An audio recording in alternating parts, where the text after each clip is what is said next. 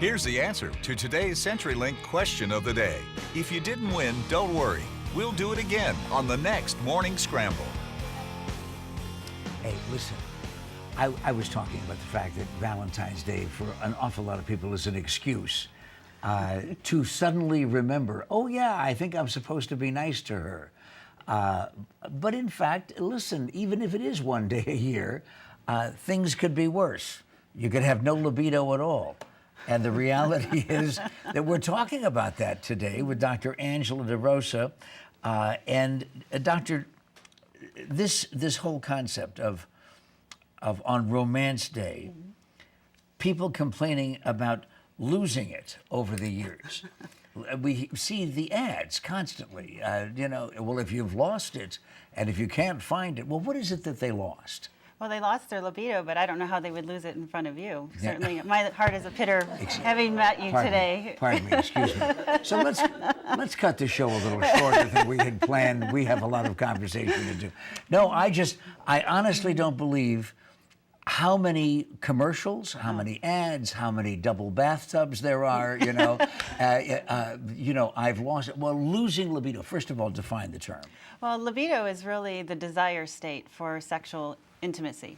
And we focus so much on erectile dysfunctions and actual plumbing issues with men, but we often forget that there's a larger driver of sexuality, which is in the brain, and in particular for women.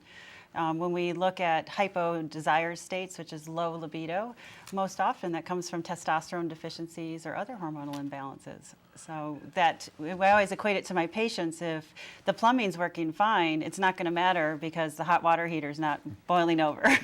So you got to fix up here before you can get other things working. But in reality, since we're talking about for men and women, from the neck up is as important as anything from the neck down. Actually, and more important for women, especially neck up. All right, so today, the difference between men and women, right? The folks are waking up maybe a little later than they normally do, and all of a sudden it's Valentine's Day. Sure, honey, I remembered, and wink, wink. I'll be home a little early. And you know what? He's thinking not really so much about the dinner reservations. He's not really thinking so much about the quality of the flowers that he's thinking about later tonight after the date, right? Is he gonna get lucky, and is she gonna be willing? Yeah, right. Is she also thinking in terms of that level of romance, or No. is she doing that as a reward?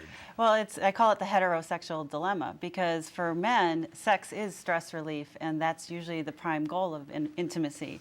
However, for women, we need stress relief in order to get to the sexual intimacy. So in her mind, it's all about the foreplay. Is it how she woke up today? Did her hair look well?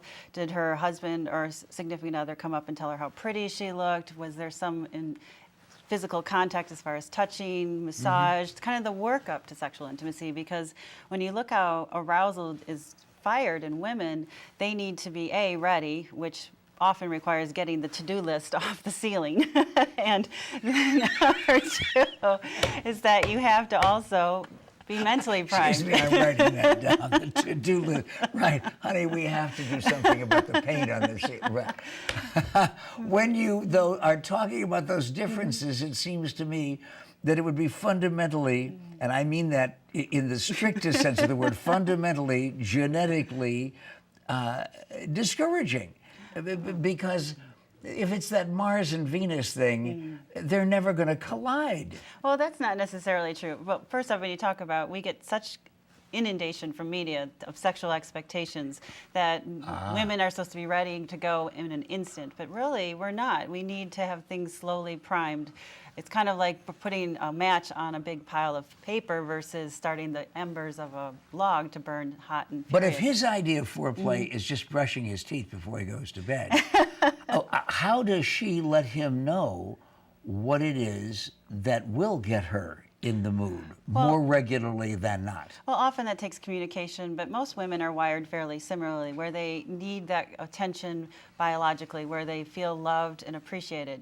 But as we get older, the issue largely comes in too is that we start to have hormonal imbalances, such as testosterone deficiency in men and women. And we don't often think about testosterone in women. And we start to lose that in our 30s, which is really alarming for most people, and that's what primes the brain for sexual desire. And if we don't have that, we can have all the love and attention you want, but it's really going to be harder to get the women into the mood. So we have to really make sure, first off, the setting's correct, but also that our hormones are primed properly. And that's where people like myself come in, where we treat those hormonal imbalances to ensure that testosterone is properly balanced. So a Buick is not necessarily the proper setting every time. No, absolutely not. Listen, Dr. Angela DeRosa has a couple of solutions because there's a couple of hormonal happy hours coming up. Please, if you will, jot this down, okay? Because it really sounds not only informative, but fun. And fun is, you certainly want to have fun. It's a great topic, but it's also a serious topic because intimacy is a prime driver in what connects us as couples.